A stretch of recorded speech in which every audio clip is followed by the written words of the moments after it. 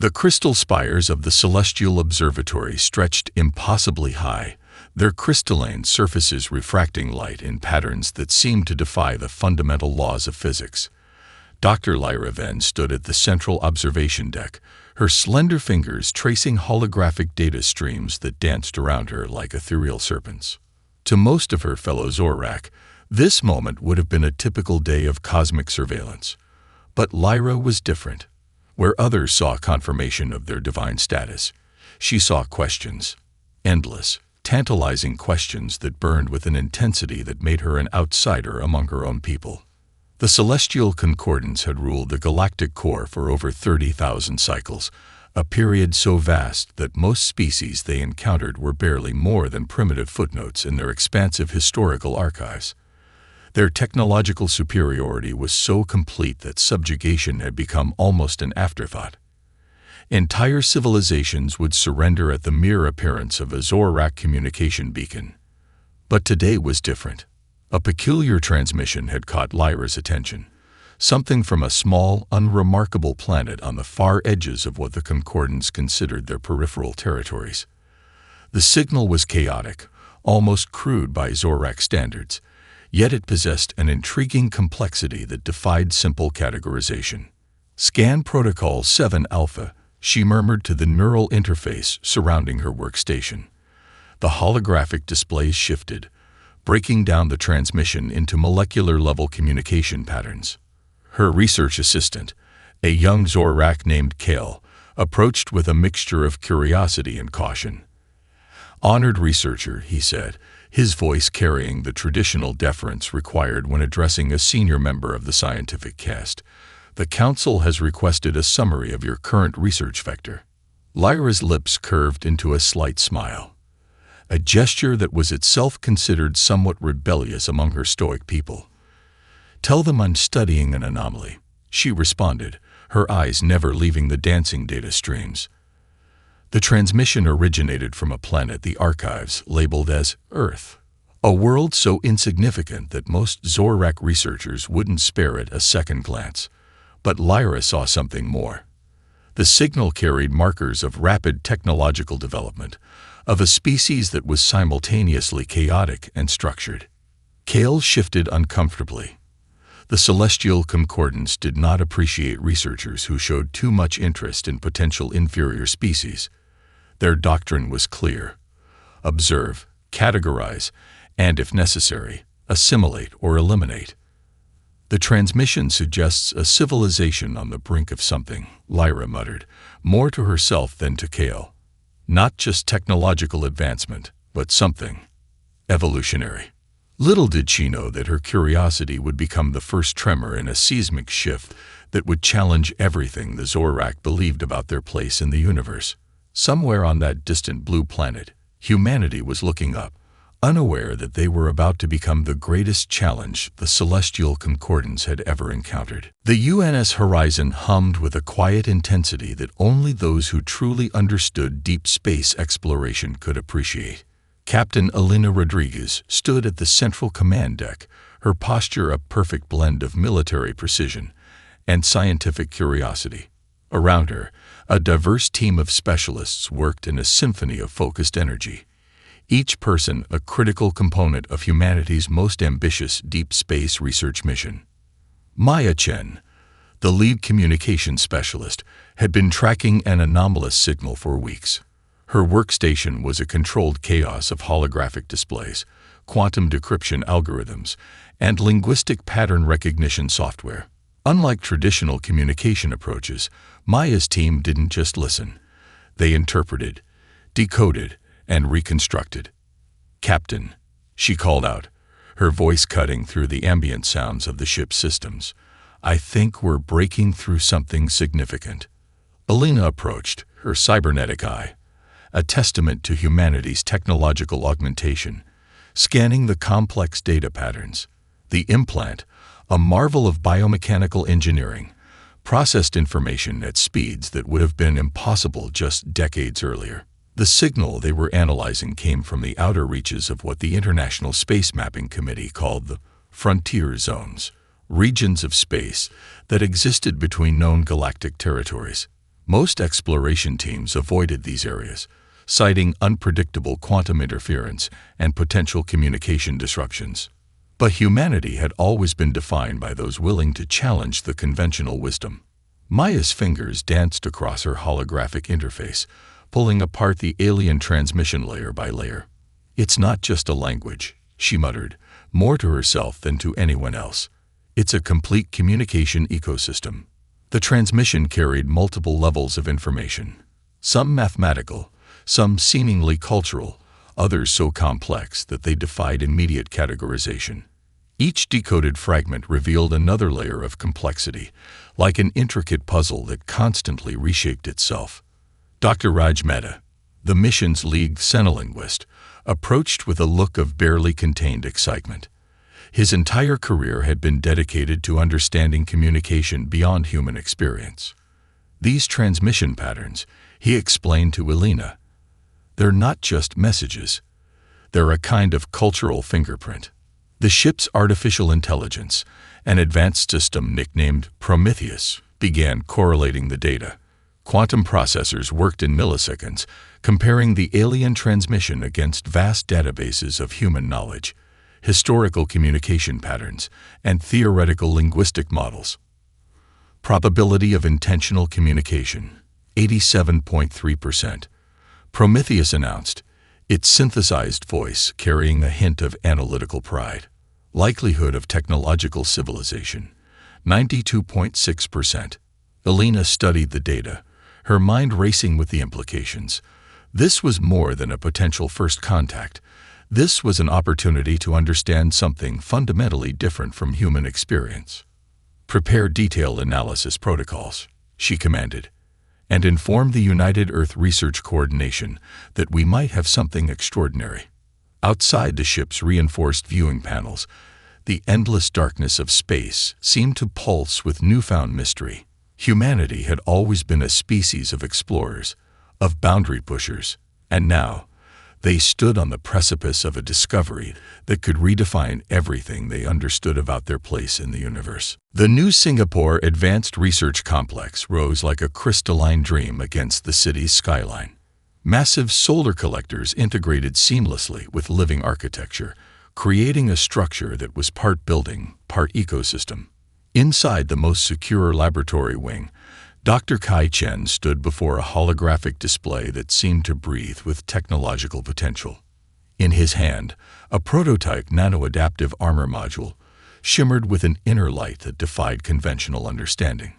Each microscopic component was a marvel of engineering, a testament to humanity's ability to transform challenges into opportunities. "This isn't just protection," Kai explained to his diverse team of researchers, his eyes reflecting the module's intricate dancing lights. "This is a conversation with the universe itself." The module represented years of collaborative research, drawing from disciplines that traditional scientific communities would have considered incompatible. Quantum mechanics merged with biological adaptive systems. Material science danced with artificial intelligence. Neural network algorithms intertwined with molecular-level programmable matter. Dr. Elena Rodriguez, no relation to the space captain, leaned forward, her augmented reality interface projecting complex molecular simulations around the prototype. "Watch the adaptive response," she murmured to the team. They had designed the module to do more than simply protect. It could read environmental conditions, anticipate potential threats, and restructure its molecular composition in milliseconds.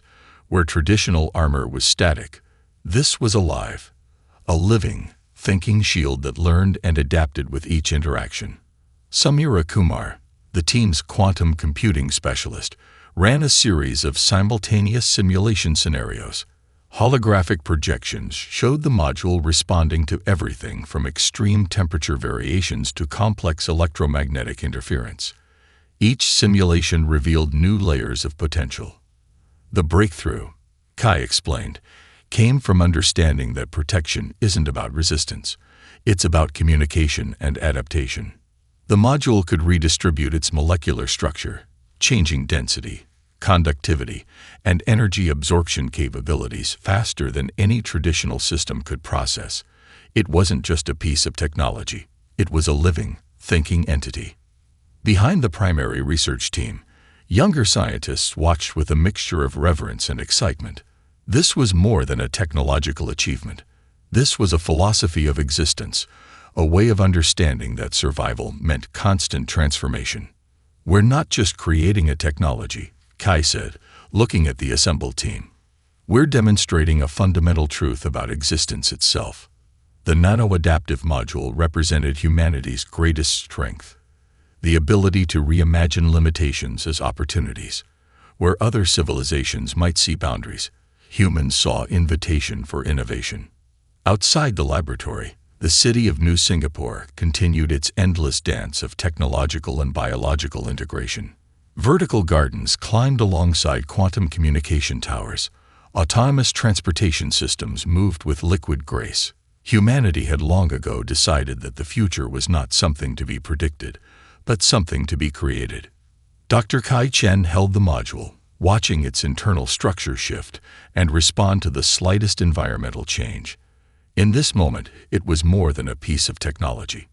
It was a promise, a glimpse into humanity's potential to transform not just itself, but the very understanding of what technology could mean. The first signs of the Zorak approach came as a subtle distortion in deep space communications.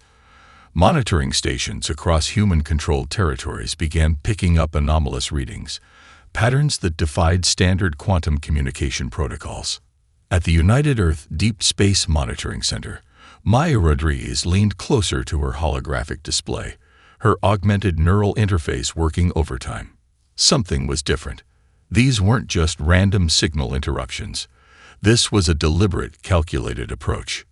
"Director Chen," she called out, her voice steady despite the growing tension. "We have an incoming event that doesn't match any known communication or transit signatures." Director Michael Chen approached, his decades of space exploration experience etched into every movement. The monitoring room transformed, holographic displays expanding to show a three-dimensional representation of the approaching anomaly. They materialized like ghosts, massive ships that seemed to fold space itself around their impossible geometries. The Zorak fleet appeared not as a traditional armada, but as a living, breathing network of technological marvel. Each vessel was less a ship and more a complex organic-mechanical hybrid that challenged human understanding of spacecraft design. Maya's communication algorithms worked frantically, attempting to decode the incoming transmissions. What emerged was not a traditional declaration of intent, but a complex mathematical statement that seemed to declare the Zorak's fundamental right to approach. "It's not a message of negotiation," Maya explained to the assembled team. "It's a statement of absolute superiority." The first wave of Zorak ships targeted human outpost colonies, small research stations, and mining operations on the outer planetary rim. But these were not random strikes. Each target was selected with surgical precision, demonstrating a level of tactical intelligence that went beyond simple military strategy. In the research labs of the U.S. Horizon, Captain Alina Rodriguez received the initial reports. Her cybernetic eye processed multiple data streams simultaneously, correlating information faster than any human brain could comprehend. "They're testing us," she murmured, a slight smile playing at the corner of her mouth. "Not attacking. Testing." The human response was unlike anything the Zorak had encountered in their millennia of galactic dominance. Instead of panic or immediate military escalation, the research teams saw an opportunity. Every transmission, every energy signature, every moment of contact became a source of critical information. Dr. Raj Mehta, the xenolinguistics expert, worked alongside Maya, breaking down the Zorak communication patterns. "They communicate in layers," he explained excitedly. "It's not just language. It's a complete mathematical and cultural expression." The Zorak had chosen their targets carefully, expecting swift capitulation or total destruction. They had not anticipated a species that sought every challenge as a learning opportunity. At the New Singapore Research Complex, Dr. Kai Chen's nano-adaptive module team began rapid modification protocols. The incoming data from the first encounter was already being integrated into their defensive and communication technologies. Humanity's greatest strength had always been its ability to transform challenges into opportunities for growth. The Zorak might have arrived expecting to find a primitive civilization, ready to be categorized or eliminated. Instead, they had awakened something far more complex. The Quantum Disruption Laboratory occupied a hidden facility deep beneath the Andes Mountains. Here, some of humanity's most brilliant minds worked on technologies that pushed the boundaries of known scientific understanding. Dr. Elena Martinez stood at the center of a spherical room that seemed to breathe with computational energy. "We're not going to fight them," she told her team of quantum engineers, neural network specialists, and xenocommunication experts. "We're going to understand them." The massive computational array before them looked less like a traditional computer and more like a living ecosystem of light and energy. Quantum entanglement modules pulsed with a soft blue glow, each one capable of processing information at speeds that would have seemed impossible just decades earlier. Dr. Raj Medha approached, his neural interface projecting complex communication patterns extracted from the initial Zorak transmissions. "They communicate through multidimensional mathematical expressions," he explained. "It's not just a language, it's a complete philosophical and computational system." The team had developed a revolutionary approach. Instead of traditional defensive strategies, they were creating a quantum communication network that could simultaneously analyze, adapt, and respond to the Zorak's communication infrastructure. Maya Rodriguez worked at a secondary station, her fingers dancing across holographic interfaces. The communication specialists had discovered something extraordinary about the Zorak transmission networks. They weren't just communication channels. They were the fundamental nervous system of the alien civilization. "We're not breaking their network," Maya explained to her colleagues. "We're having a conversation they don't even realize is happening." Each quantum module was designed to do more than just intercept or disrupt. They would integrate, understand, and subtly reshape the communication pathways. It was less an invasion and more a form of technological diplomacy that the Zorak had never encountered. Dr. Kai Chen's nano-adaptive technologies played a crucial role. The quantum disruption modules were essentially living systems, capable of changing their computational approach millisecond by millisecond. Where traditional communication systems were static, these were dynamic, evolving entities. The first signs of success came quietly. Zorak communication nodes began to show subtle shifts, almost imperceptible changes in their transmission patterns. It wasn't destruction. It was something far more profound. "We're introducing complexity," Elena Martinez said, watching the real-time data streams. "We're challenging their understanding of communication itself." The facility hummed with a quiet intensity. Outside, the world continued its normal rhythm, unaware of the extraordinary technological conversation happening beneath the mountain. Humanity was doing what it did best, turning a potential conflict into an opportunity for understanding.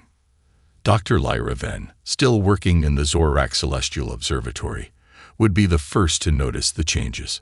Subtle at first, just slight irregularities in their communication networks. Something was different. Something was changing.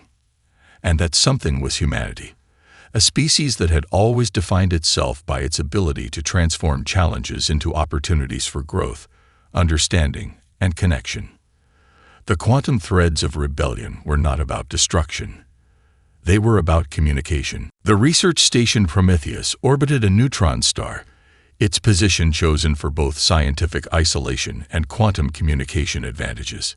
Here, a team of human xenoanthropologists, linguists, and cultural analysts worked on their most ambitious project yet, decoding the fundamental mythological structure of the Zorak civilization. Dr. Amara Okoye stood before a massive holographic display, her fingers tracing the intricate cultural patterns that had emerged from their quantum communication analysis. "It's not just a communication system," she explained to her team. "It's a complete belief structure that defines their entire existence." The Zorak believed themselves to be more than a technological civilization. They saw themselves as cosmic architects, beings who had the right, no, the responsibility, to shape galactic development. Their entire societal structure was built on a complex mythology of divine intervention and cosmic management. Look at this. Dr. Raj Mehta pointed to a particularly complex data stream. Their communication patterns aren't just about information exchange. They're a form of ritualistic affirmation of their own superiority. The team had discovered something extraordinary. The Zorak's belief in their own divinity was so deeply ingrained that it was essentially a form of technological religion. Every communication, every technological advancement was a prayer. Every interaction with other species was a form of cosmic sermon. Maya Rodriguez worked on translating the deeper layers of Zorak communication. Her neural interface allowed her to process multiple levels of meaning simultaneously. "They don't just communicate," she said, her voice filled with a mixture of scientific excitement and cultural wonder. "They perform an ongoing ritual of self-validation." The breakthrough came from an unexpected direction. Dr. Elena Martinez's quantum communication team had been mapping the subtle changes introduced by their earlier disruption efforts. What they found was a vulnerability far more profound than any technological weakness. The Zorak's entire civilization was built on a narrative of absolute control and inevitable superiority.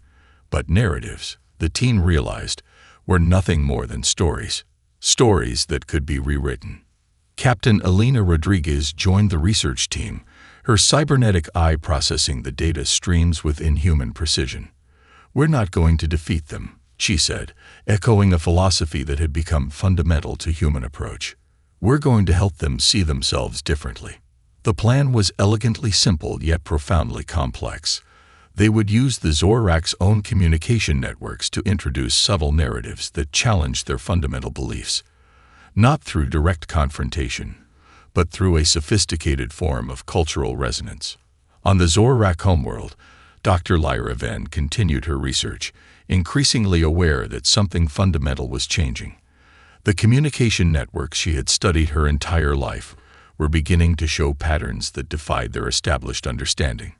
"The universe is more complex than we imagined," she whispered to herself, unaware that this simple statement was a direct challenge to everything the celestial concordance believed.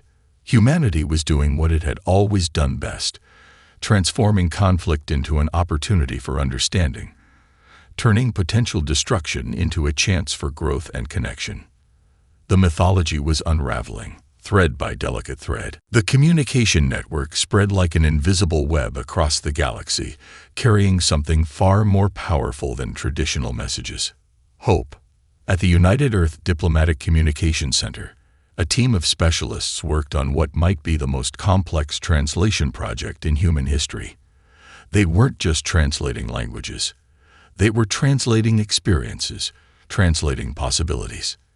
Dr. Maya Rodriguez stood at the center of a holographic communication hub, her neural interface synchronized with advanced quantum translation algorithms. Around her, specialists from dozens of previously subjugated species worked together, their collective goal more profound than any single civilization's ambitions. "It's not about destroying the Zorak," she explained to her team. "It's about helping them see the universe differently." The messages they crafted were intricate works of art. Each transmission was a carefully designed narrative that spoke directly to the core of the Zorak's cultural understanding. They didn't attack the celestial concordance's beliefs. They offered alternative perspectives, gentle challenges that made the rigid structure of Zorak thinking begin to flex. On a research station orbiting a distant neutron star, Dr. Amara Okoye worked with a team of xenolinguists to decode the subtle changes happening in the Zorak communication networks. What they were witnessing was nothing short of a cultural transformation. The first signs of rebellion emerged not with dramatic uprisings, but with quiet moments of questioning. Researchers on subjugated worlds began sharing their stories, not of resistance, but of potential. They spoke of innovation, of different ways of understanding the universe that didn't rely on control and subjugation. Captain Elena Rodriguez monitored the broader strategic implications. The human approach was revolutionary. They were fighting a war of ideas, of perspective, of possibility. "We're introducing complexity," she told her advisory team. "We're showing them that the universe is far more nuanced than their current understanding." Dr. Lyra Venn, still working within the Zorak Celestial Observatory, found herself at the center of this quiet revolution. Her research, once considered borderline heretical, now seemed prophetic. She began documenting the subtle shifts in their communication networks, recognizing that something fundamental was changing. The quantum communication modules developed by Dr. Kai Chen's team played a crucial role.